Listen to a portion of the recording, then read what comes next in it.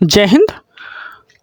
आज जानेंगे चालुक्य वंश के बारे में। चालुक्य वंश के अकॉर्डिंग हम उसके सामंतों को देखेंगे सीक्वेंस से। समझते हैं।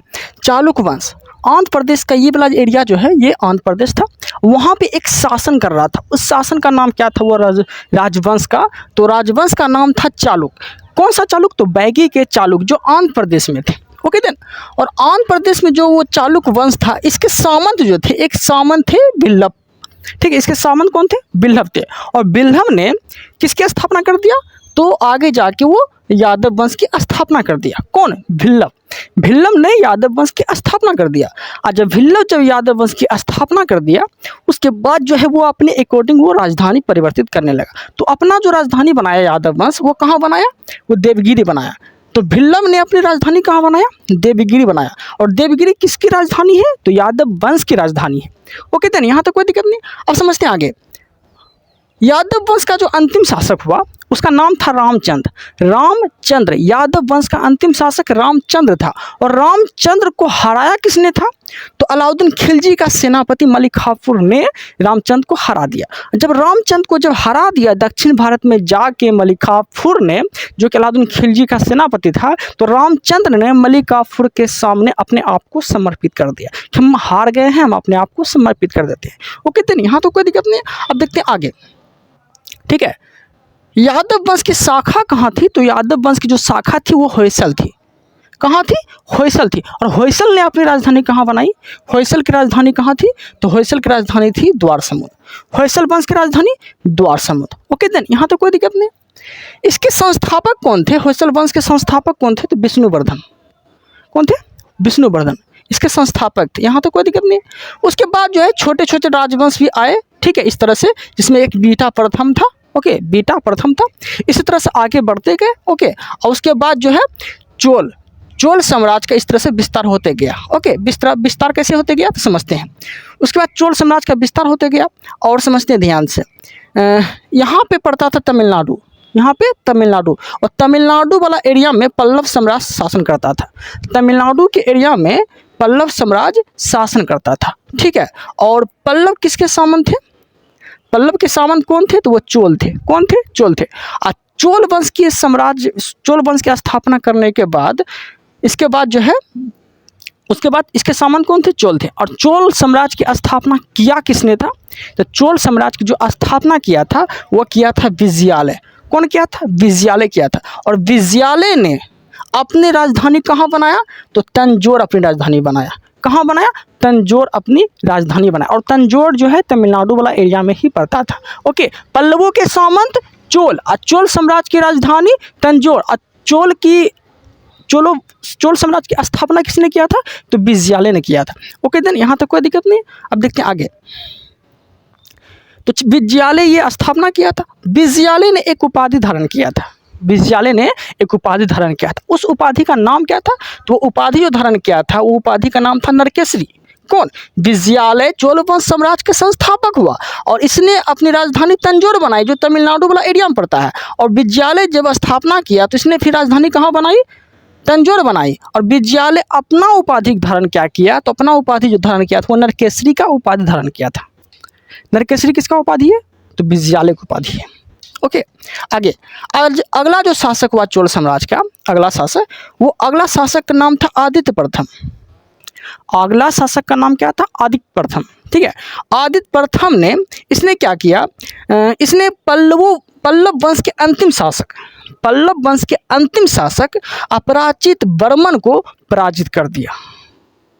अपराजित वर्मन को पराजित किया किसने? तो आदित्य प्रथम ने। आदित्य प्रथम चोल साम्राज्य के अंतिम शासक थे। ठीक है, सॉरी, मतलब चोल साम्राज्य के शासक थे। और पल्लव वंश के अंतिम शासक को, जिसका नाम था अपराजित वर्मन, आदित्य प्रथम ने पराजित कर दिया। ठीक है, तो आदित्य प्रथम चोल साम्राज्य के थे और अपराजित वर्मन ये पल्लव वंश के अंतिम शासक थे। तो आदित्य प्रथम ने अपराजित वर्मन को पराजित कर दिया, मतलब हरा दिया। यहाँ तो कोई दिक्कत नहीं। आगे देखते हैं।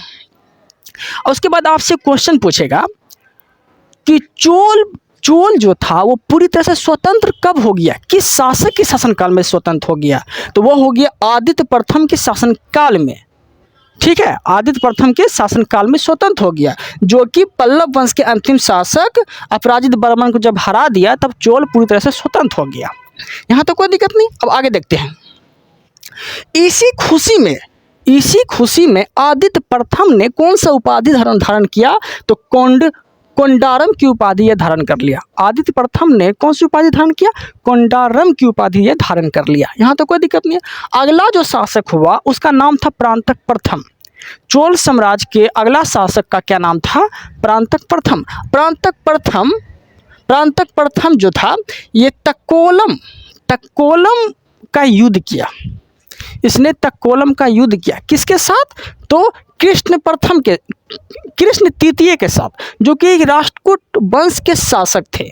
कृष्ण तृतीय कौन था? तो राष्ट्रकूट वंश के शासक थे। राष्ट्रकूट वंश के शासक कौन थे? कृष्ण प्रथम। और परांतक प्रथम कौन था? तो चोल वंश के शासक थे। ये दोनों में तक्कोलम का युद्ध हुआ। तो तक्कोलम का युद्ध जब पूछेगा आपसे किसके बीच हुआ था? कृष्ण तृतीय और परांतक प्रथम के बीच ये युद्ध हुआ था। यहाँ तक कोई दिक्कत नहीं। अब समझते ध्यान से। चोल साम्राज्य फेमस थे। किसके लिए फेमस थे? आपसे पूछेगा चोल साम्राज्य जो था वो किस लिए फेमस था, तो क्या बोलेंगे? तो चोल साम्राज्य फेमस था ग्रामीण सभा के लिए। ओके, अब समझते ध्यान से।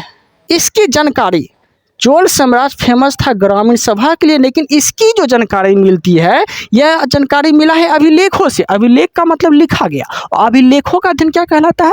एपिग्राफी। ओके, तो चोल साम्राज्य ग्रामीण सभा के लिए प्रसिद्ध था और इसकी जानकारी जो मिलती है यह अभिलेखों से प्राप्त हुई है। और किस अभिलेख से प्राप्त हुई है अगर आपसे पूछ लिया तो वो अभिलेख का नाम था उत्तर मेरूर का अभिलेख। किस अभिलेख से प्राप्त हुआ? उत्तर मेरूर के अभिलेख से प्राप्त हुआ। यहाँ तक कोई दिक्कत नहीं। परांतक प्रथम द्वारा स्थापित किया गया। ठीक है, ये उत्तर मेरूर का जो अभिलेख था ना, किसके द्वारा स्थापित किया गया था? तो परांतक प्रथम के द्वारा ही स्थापित किया गया था। यहाँ तक कोई दिक्कत नहीं।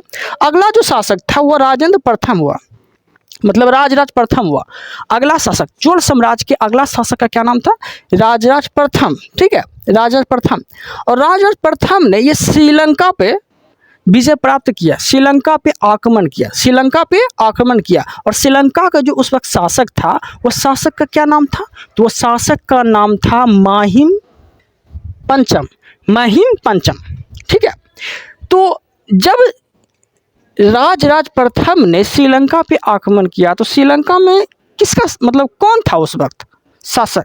तो महिम प्रथम था, श्रीलंका का ये शासक था। जब श्रीलंका को जब ये जीत लिया, किसने? राजा प्रथम ने श्रीलंका को जब जीत लिया तो जीतने के बाद जो है उस क्षेत्र का क्या नाम रख दिया? तो उस क्षेत्र का नाम रख दिया मुक्ति चोल मंगलम। श्रीलंका को जीत के उस श्रीलंका के क्षेत्र का क्या नाम रख दिया? तो मुक्ति चोल मंगलम, ये नाम रख दिया। यहाँ तक कोई दिक्कत नहीं। उसके बाद अगला शासक आता है राजराज प्रथम। उसके बाद अगला शासक कौन आता है? राजराज प्रथम। और राजराज प्रथम जो थे वो किस धर्म को मानते थे? तो वह मानते थे शैव धर्म को। ठीक है, कौन से धर्म को मानते थे? शैव धर्म को मानते थे। कौन? राजराज प्रथम। ठीक है, राजराज प्रथम शैव धर्म को मानते थे। ओके, श्रीलंका पर आक्रमण कौन किया था? राजराज प्रथम। श्रीलंका पर जब आक्रमण किया उस वक्त शासन कौन था? किसका शासन था? तो महिम पंचम का शासन था। और श्रीलंका को क्षेत्र जीत के उस क्षेत्र का क्या नाम रखा? मुक्ति चोल मंगलम रखा। मुक्ति चोल मंगलम उस क्षेत्र का नाम रखा। यहाँ तक कोई दिक्कत नहीं। अब समझते हैं आगे। और राजराज प्रथम किस धर्म को मानते थे?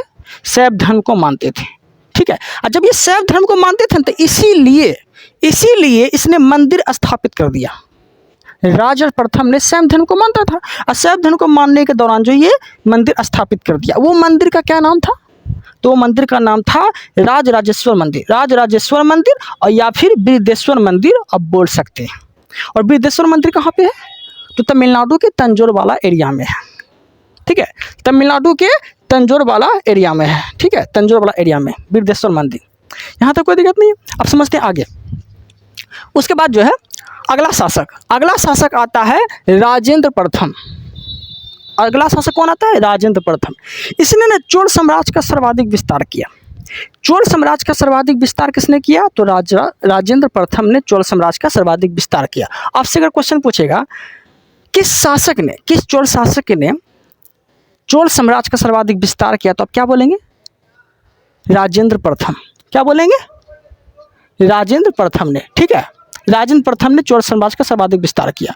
और उसके बाद जो है विस्तार करने के बाद इसका उपाधि का क्या नाम था? राजेंद्र प्रथम के उपाधि का क्या नाम था? तो राजेंद्र प्रथम के जो उपाधि का नाम था वो पंडित चोल था। ठीक है, राजेंद्र प्रथम की उपाधि पंडित चोल। ठीक है, इसने ना राजेंद्र प्रथम ने बंगाल में महिपाल को पराजित किया। जब बंगाल ये जब आक्रमण करने गया था तो बंगाल में एक शासक था जिसका नाम था महिपाल। तो राजेंद्र प्रथम ने महिपाल को पराजित किया। ठीक है, महिपाल को हराया। किसने? राजेंद्र प्रथम ने। और महिपाल कहाँ का शासक था?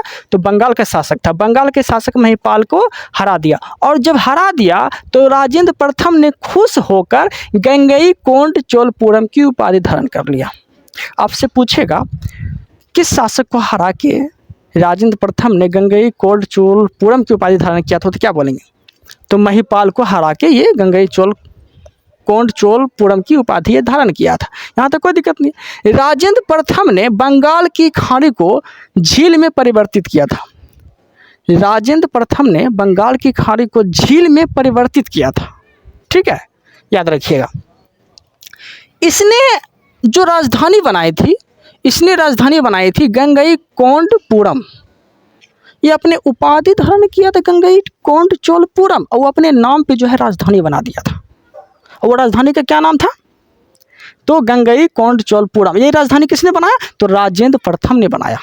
यहाँ तो कोई दिक्कत नहीं है। इसने तालाब बनवाया था। राजेंद्र प्रथम तालाब भी बनवाया था। और उस तालाब का क्या नाम दिया था?